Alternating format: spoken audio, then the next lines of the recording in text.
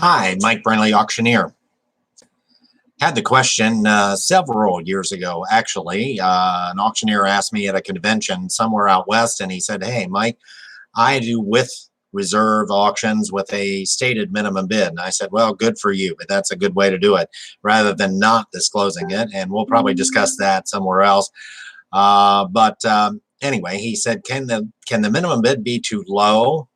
Could I have $100,000 house with an opening bid of $1 or $10 or $100 versus say $25,000 or $50,000? In other words, does it make any difference where the starting bid is? And again, his question was, could it be too low? Minimum bids can certainly be too high. We see a lot of that around the United States, way too much of that around the United States. Auctioneers selling real property, personal property, $100,000 home, minimum bid $95,000. That's a waste of time. Just a waste of time. What are you doing? $100,000 home, $50,000 minimum bid. That's half price, or the perception is that that's half price. Would someone sense the prospect of a deal, the chance to get a deal, attending that auction? I think they would. But would we get any more response instead of a $50,000 minimum bid, a $25,000 minimum bid, a $10,000 minimum bid?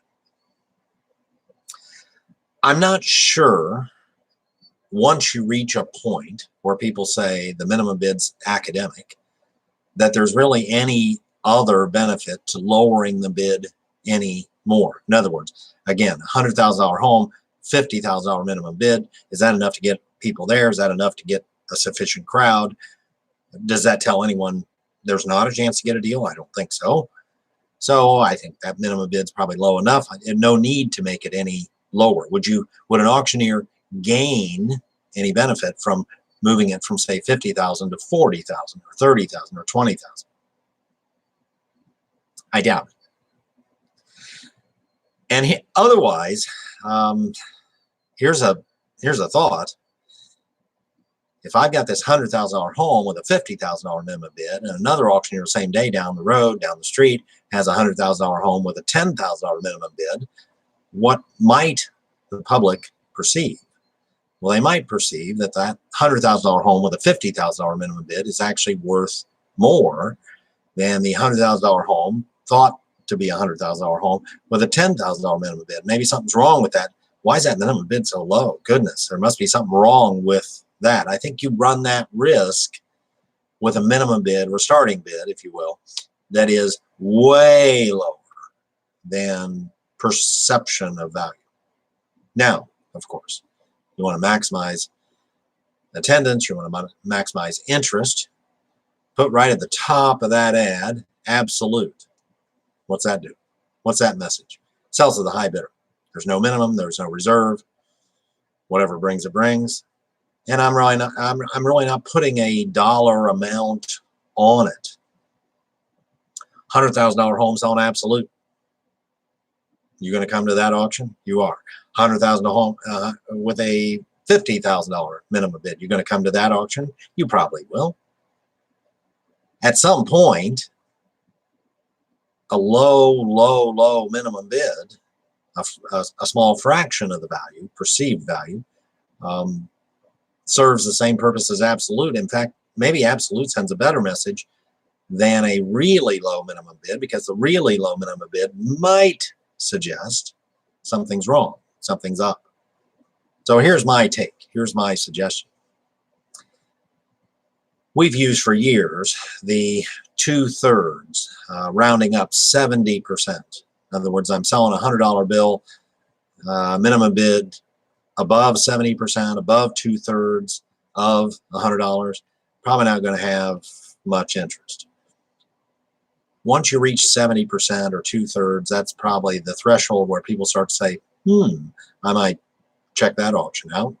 I'd pay 70 cents for a $1 bill. I'd say I'd pay $70 for a $100 bill. I pay, 70% or 2/3, a little bit less. I would pay that. And I'd pay a little more once I got there. That's how auctions work. You get them to the auction and we work uphill. Once you get much below 2/3 or rounded 70%, I don't know that any number much less than that gets much more interest. But when you get to zero, and you don't have to say zero, but when you get to where you're selling absolute, then I think that generates even more interest and probably maximizes the price thereafter. Lastly, context. Context is paramount. If you're an auctioneer and you run an ad for a real estate, real property auction, and you say, I've got this house with a minimum bid of $50,000, that's malpractice. That's absolutely malpractice. Is the house worth 50, 75, 100, 200, 25? There's no what? Context. There's no context here. Home appraised at $100,000, minimum bid $50,000. Now is there context?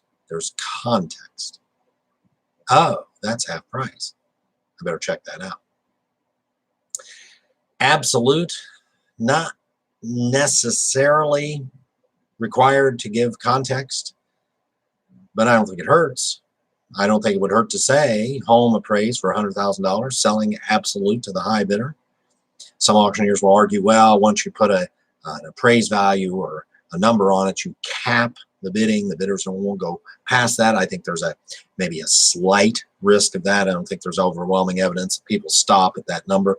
No different than when auctioneers hold up an item and say, start me out at $1,000. Does it ever go beyond $1,000? Sure, it might not start there, but it goes well beyond there.